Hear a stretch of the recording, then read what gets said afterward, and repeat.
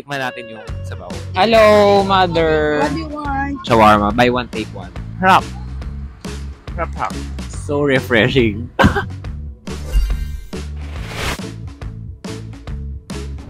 Hi guys, it's me Kevin. So today nandito tayo sa Malolos Convention Center para kumain kasi meron ditong parang night market every day tuwing gabi. So let's go. So ayan yung Malolos City Hall. Sa gilid lang niya on the left.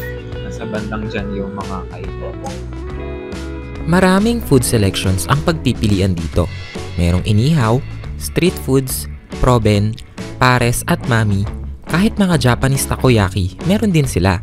Shawarma, baked goods, palamig, pati na mga coffee at drinks, at marami pang iba. Sure naman na mabubusog kayo sa dami ng pwedeng pagpilian. Pero ang first stop natin ay dito, sa Pares ng Bayan. Meron silang selections ng pares at mami. Pero ang nagpa-intriga talaga sa akin dito ay yung kanilang pares with bulaklak. Hello, mother! What do you want? Oh, para Bulaklak. Ilan? Bulaklak with rice. Pares bulaklak with rice. Sa'yo, ano sa'yo? Pares. Palek, oo. Alam, pag mag-a-ani rice, ano sa buong ani gulaman kayo? Add lang 15. So pag mag-a-add ng gulaman, only rice, tsaka ali sabaw, sabaw. 15. Kaya magiging 65 lang. 65. Pares mo 75. Okay. Sige. Okay. Sige. Bulaklak daw sila. Okay. Thank you. Tara. Charan! Ayan, dumating na din ang aming order. Let's eat! So meron tayo ditong beef pares. So ito yung bulaklak natin. Meron siyang, syempre, mga spring onion, garlic. Dito yung kanin. So only rice yung in-order natin with only sabaw and only gulaman. So tikman natin yung sabaw.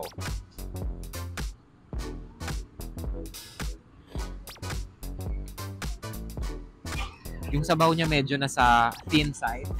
So ano siya, yung talagang sabaw siya. Masarap. Lasa yung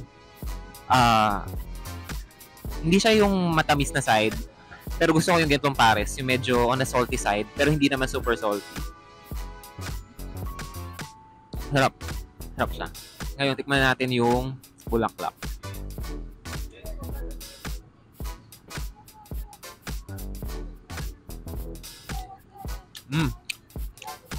Sarap. Sarap yung bulaklak. Yung sabaw niya, hindi sobrang tapang hindi sobrang tapang yung mga spices. So hindi ito nakakaumay. Yung alat niya tsaka yung tamis niya saktong-sakto. So masarap siya sa ganitong weather na medyo umuulan. So kain tayo. Ang next stop naman kay 30's Shawarma. Hello po. Pa-order po ng shawarma. Yung buy one take one na regular. So ayan, ito yung shawarma. 30's station shawarma, buy one take one. Pakita natin yung price. So, for the single order, meron silang 50, large 60, and buy one take one na regular, which is 90 pesos. So, pag may cheese daw, 100. Kasi yan, may large.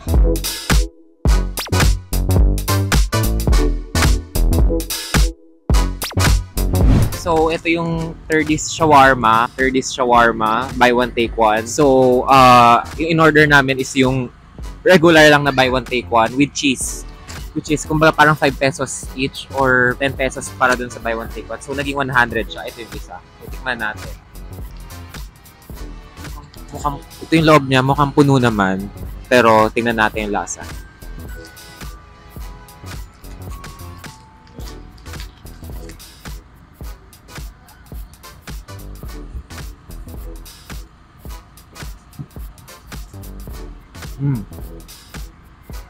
Sarap. Wow!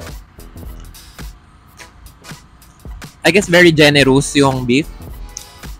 Tapos yung cheese niya, lasang-lasa yung cheese. Melted cheese pala. Kala ko yung parang Eden na grated. Sarap. Sarap siya.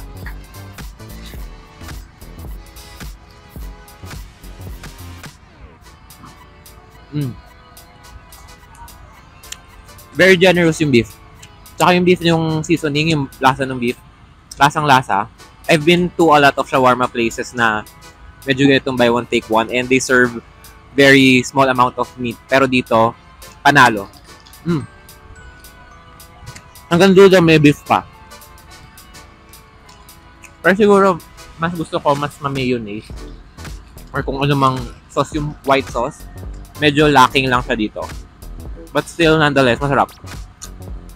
And sa last stop, dito tayo sa Cafe sa Kalye. Alam nyo, ito yung kine-crave ko lately. Buko shake. Alam ni Kuya yan. So, sakto, may nakita tayo dito.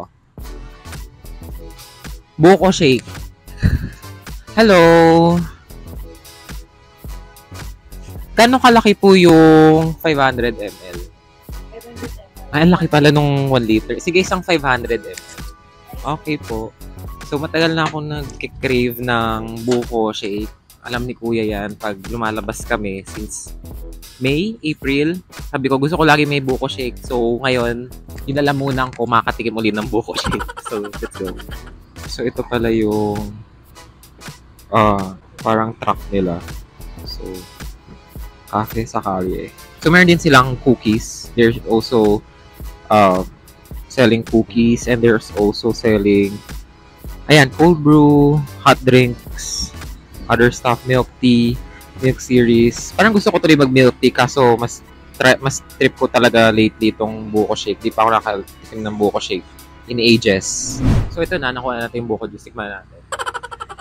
Tagal ko nang gustong tumikim muli ng buko juice. Ito na, moment of truth. Moment of truth. Buko juice. Ganito yung gusto kong buko juice, yung matamis na nanonood sa lalamunan ko. Na-miss ko to. Super. Yeah. At ganito yung hinahanap kong buko juice. Sarap. Matamis siya. Parang siyang buko juice pero naka-shake. So alam niyo na siguro tong buko juice. Alam niyo na siguro. Pero wala, na-miss ko lang talaga. No? Like kasi dati dun sa mall na malapit sa amin, yung Robinsons, may nagbebentang ganito dati and napaka-mainstream nito like nung 2013, 2014, somewhere like that. So, nawala na siya doon. Tapos, parang out of nowhere, nag-crave ako nito. Sarap. So, yeah, buko juice. So refreshing. Hi, magandang gabi.